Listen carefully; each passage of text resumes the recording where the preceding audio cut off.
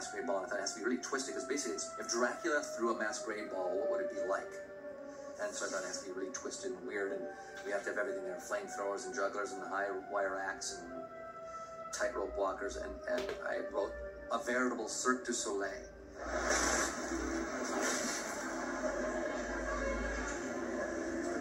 remember Steve talking to me over the phone. He said, I've got an idea for the ballroom scene. I wanted to have a kind of feel of Cirque du Soleil, and I thought, oh, I'd just been to see O in Vegas. I was like, oh, Steve, it's brilliant. So the next draft for the script I get, it is Cirque du Soleil, basically. Boca, you're going to start out here. Come. We're going to find a way for you to go right through. We have two artists that were formerly with Cirque du Soleil on different shows. Both of them, Patrice Wojciechowski and Laurence Racine, were in Nouvelle Experience. And we have a variety of contortion and more classic juggling acts. Where's the lines? Dancers, linea, don't see.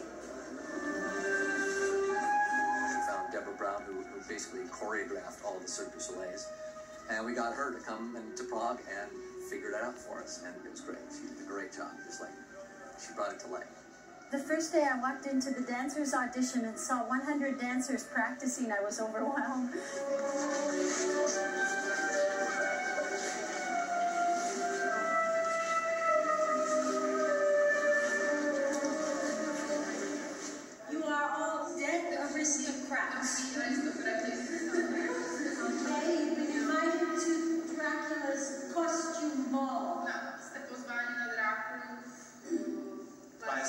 So I need to know that you can be aristocrats in your style. They're used to wearing, beautiful things. Ladies, you never put your hands here. You never put your arms here.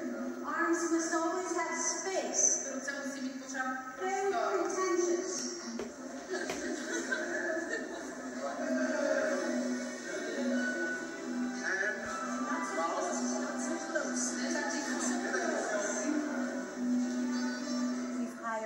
Almost every single dancer we saw, 100, and I can't tell you what a great city to do a ballroom scene in, because we have found 100 fantastic dancers.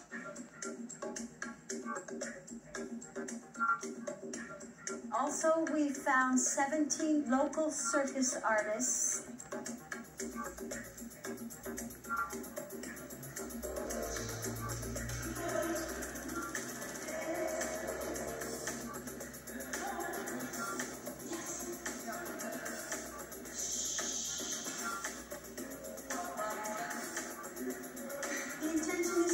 Yourself on this venue, your eyes, your hands. Don't be shy now. It's not the time. It's a big scene, and you have to make sure that you take everything into consideration. But I actually enjoy working with large groups and numbers. It's exciting to see it all take shape. Slowly bring it up. I need your eyes slowly, like this. Yes.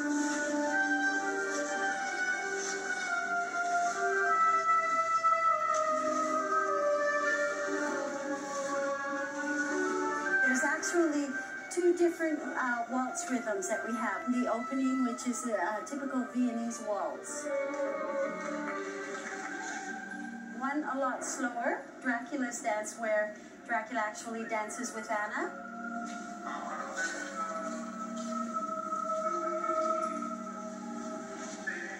Steve described it very, very well. And the choreographer also spoke to me about where she was headed with it. But I think he really wanted to give himself, and in particular the choreographer, a chance to get a sense of where the musical thought here might be heading. And so we had to do it very early on. I got the guys to go for this concept of a solo soprano. So there's this very exotic, beautiful woman in the scene who's just singing these notes.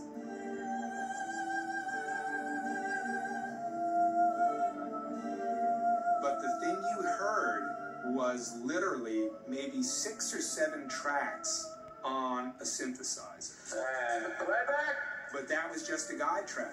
It's going to be very different when we do it with our 115-piece orchestra and our soprano soloist and our choir. It's nice to have that to work to, just for a sense of where this is going, rather than just clicks.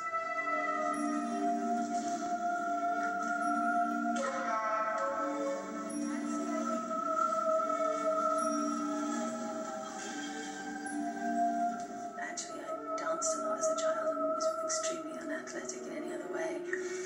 And then having gone through, that whole training, I turned up and couldn't dance to save my life. And Richard Roxburgh and I were just appalling, disgraceful in the rehearsals.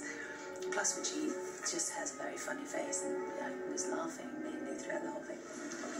Everyone, where would you like to see it from? Should we do the top? Should we go from the very top? Go from the very top? Right when we come through the doors, and the first song, Okay. as we come through the door and come up, we'll see what low, see all the jugglers and backbats we're putting in. We'll start to tilt up, we'll see the contortionist, we'll place her just right. As we start to come up, the still water should be coming through the room towards us. I'll put the ball in front of them then. First of all, I think how difficult this is going to be to shoot.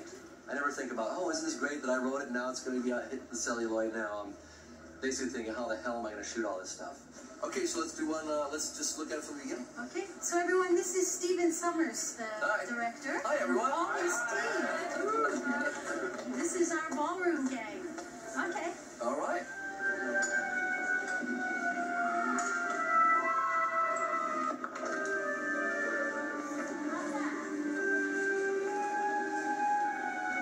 It's all, Deborah, it's all big lump.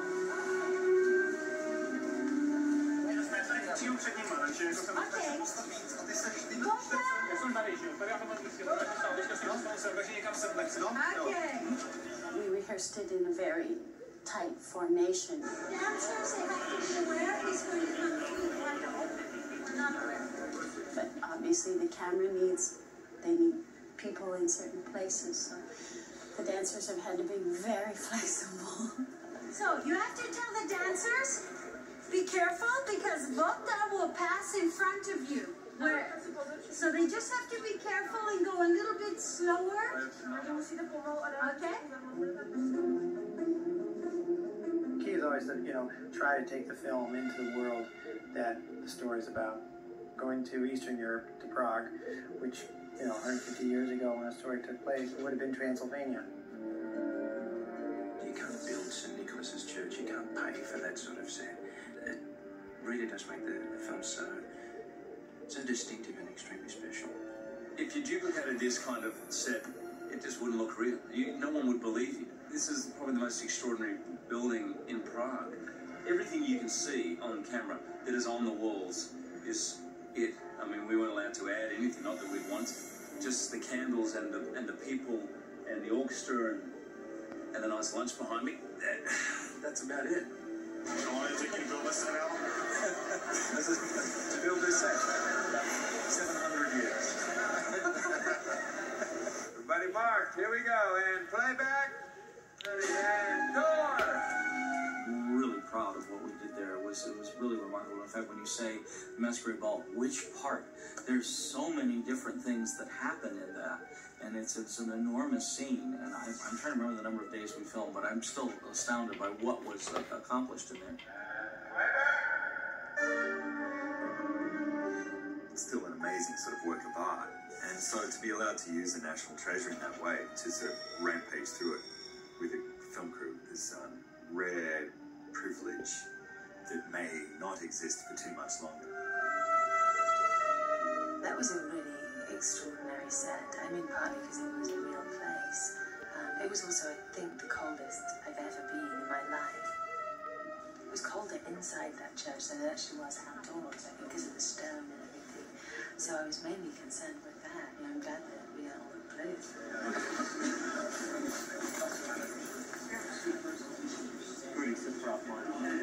It's beautiful and it's gigantic and it's everything that we had hoped for the sequence. There were many, many restrictions that were placed on us in using the location. It it was a deconsecrated church. Nevertheless, we had to be massively careful of upsetting anybody or moving anything because there were religious artifacts, of course, are still dotted about. A lot of the religious stuff is being covered up, the fact that there are altars and so on, with drapes, and it's the restrictions on us as to what we can read to, which is very little evidently. Are we doing anything with this paint color in here, or will this be dark brown? Not as far as I know. Better keep the light out. Are we talking about we're going to hang drapes? Hanging drapes. Okay, we'll hang drapes. If there was a bishop holding a crozier, we had to wrap gold around his hat to make him look maybe slightly like an Indian print, something like that. So we use lots of plastic, and we use lots of shields, and we use lots of drapes and all sorts of oddments to try an art department, including taking out the pews, of course, to turn it into a dance floor. All the candelabras we had made ourselves, and the prop department came up with these candles, and it's one of those filmic things. The last thing you want to be doing is saying, "Oh, hold on, we've got to go and light 150 candles. Can you hold the film?" You can't.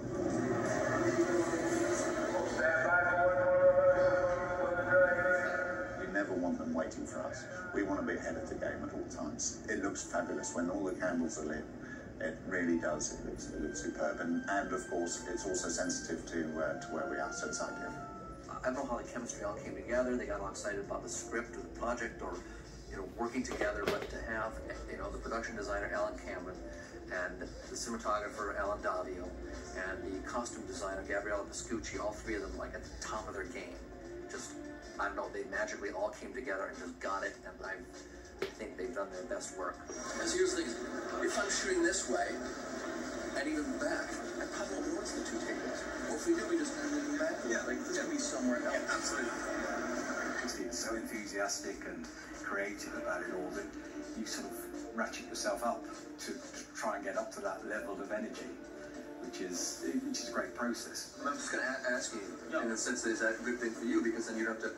Well, the only thing is the table up there is gloriously backlit, and it's you've got a lot of nice things there, but I understand what you're saying. You want to be able to shoot in reverse.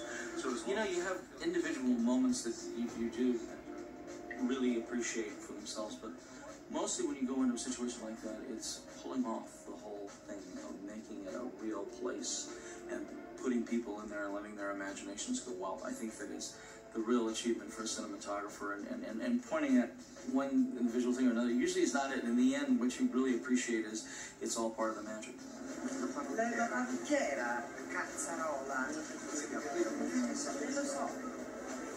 think you're good. It worked.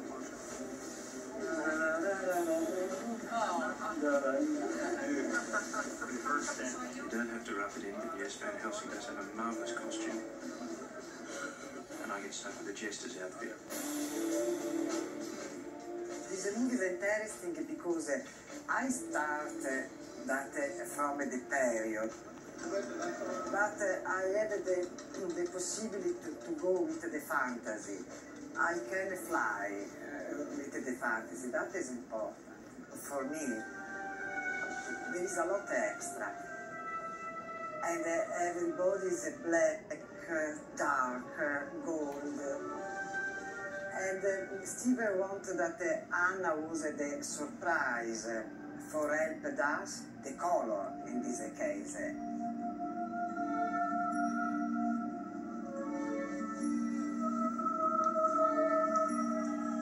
We just thought it would be great to make her stand out because Dracula's basically made her belle of the ball there, and I think that visually it's just worked out extremely well. How does it feel to be a puppet on my throne? I would like to trade me cut.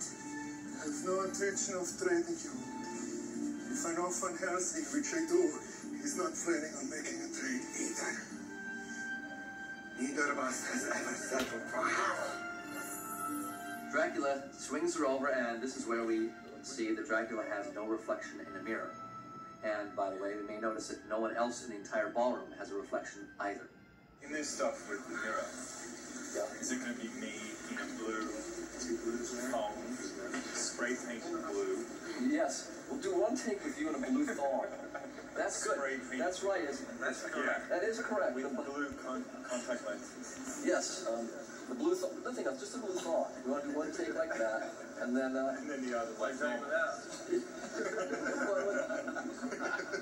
As a visual effects supervisor on the set, I have to make sure that everything's photographed correctly, because that's the first stage of a great special effects shot. In this case, the first thing we do is lay out with Stephen what the shot's going to be, and then we have our match movers set up, and in this case, since we're dealing with a large set that's very organic looking, we're using a transit system, so we take measurements off of everything. Because what will happen is, especially in Stephen's movies, the camera is always moving, and we have to go back on the computer and make a computer camera that matches that exact motion, so no matter what we stick in the scene, it looks like it was there originally. So that's key to the process. I'm looking for a new bride, Anna. Someone strong and beautiful. This morning we shot with Anna leaning back on a pedestal. Here we go.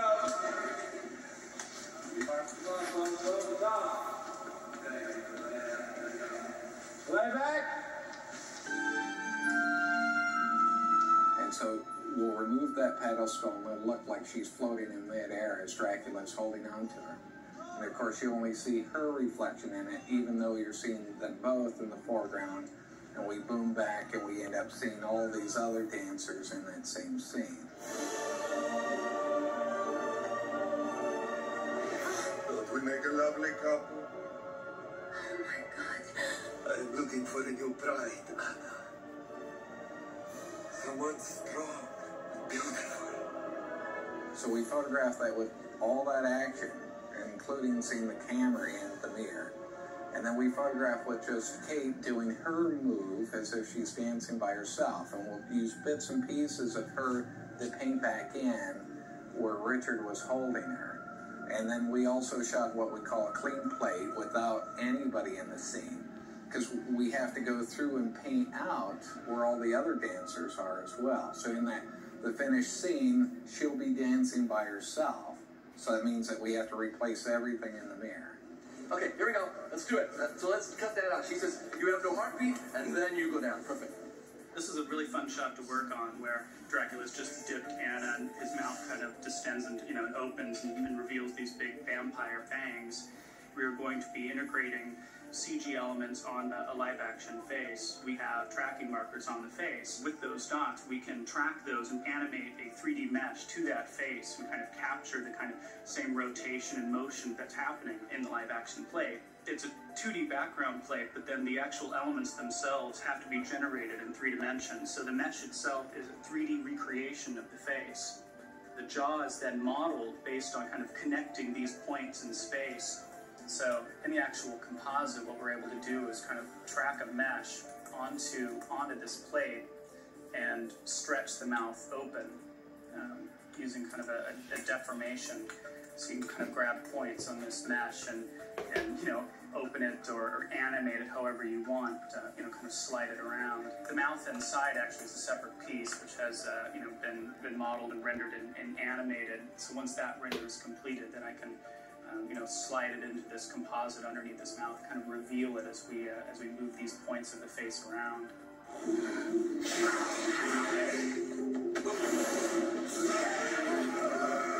Carl bumps into the flamethrower. He just kind of mimes that action, and of course nothing's coming out. In a shot like that, it all has to be planned and timed correctly so that all of the action kind of mimics that event of the flames being blown out and catching Dracula's cape on fire. Dracula gets caught on fire, ticked off, and hucks him across the room. When you want to do a transition from one thing to another, if you can make a cutaway that doesn't really look like a cutaway, that makes our job a lot easier, and it saves money, and the producers are happy. It kind of helps that Anna stands up right at the point where we want to make that switch. So we took our digital double of the fire breather guy and our animation group, hucked him through the digital air, and then we had our simulation team go and have his clothes move and our lighting team try and match the lighting of the ballroom set. The real fire breather was walking out over here, so we have to go through frame by frame and paint him out from the scene. And then here on set at ILM, they shot some brilliant fire elements where they actually took a dummy and started, spraying fire on it. They even kind of rotated that action to kind of mimic the action that's in the plate. And we can start integrating those fire elements and stacking them up.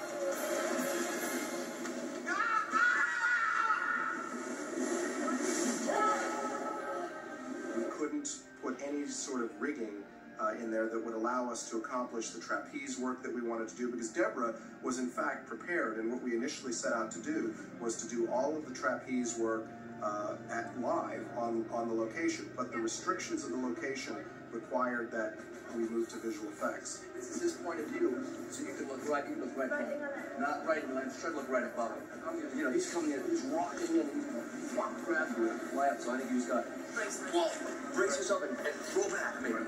If you could do it while you were shooting it, it would create its own problem, because it's hard to do wire work and it's hard to do these things, but at least you would know what you got. Instead, what we had to do was we had to shoot plates there. What we got there at the church would be a background plate where you would just see the dancers in the background, knowing that we were going to add hue or a digital double later in the sequence.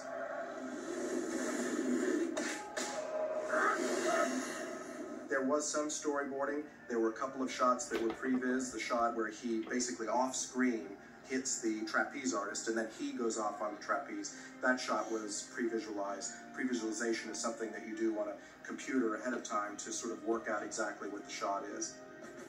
We had to pre-plan the shots, work closely with Stephen, they designed what the shots were. Those shots were then looked at by ILM, and then ILM comes up with the technical approach. And they'll talk to Scott, special effects people, they'll say, all right, well, what can you do here? What can you guys give us, and what can we do? Everything you're talking about is stage that you can't do it here. With the first. Well, no, what I do is have him, yes. But I have to be digitally switching. Yeah, I guess that's fine. We had to make sure that we photographed it with a camera move that we thought would match what an acrobat would do. In Los Angeles, they would shoot acrobats against blue screen. They would also shoot Hugh or his double going through a certain amount of acrobatics as well. In some cases, we got totally digital doubles. The ones where they flip, double flip, all of those types of things were done as computer graphic characters.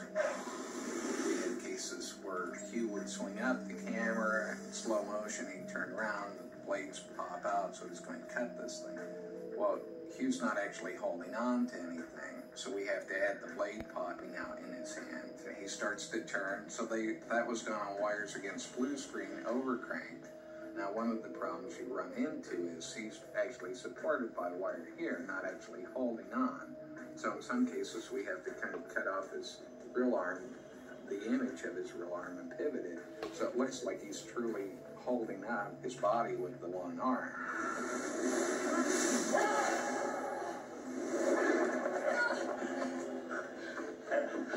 Anna, wake up.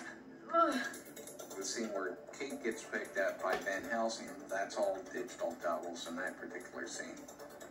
Why don't you tell us what you want to see? Well, here's what we're trying to accomplish. We thought was really cool. Is you see Hugh and Kate, they fly up, and they let go, and we carry them, they land and slam in that wall. One full body. And then the shot we do now, we overlap that a little bit tighter as they go down. And then they start having a conversation. And then they come back around and look, and we see what's happening, what's going on down here. Okay. There's a shot that's used in the trailer over and over and over again, which is not in the movie. And it's a shot of Hugh and Kate Beckinsale as he lifts her up into the balcony. And the reason we didn't end up using the shot in the movie is because, unfortunately, the way the plate was photographed, it never really looked convincing. So because of that, we were sort of boxed into a corner, and we cut the shot from the movie. This should just be beauteous. Here it is, 6, 1.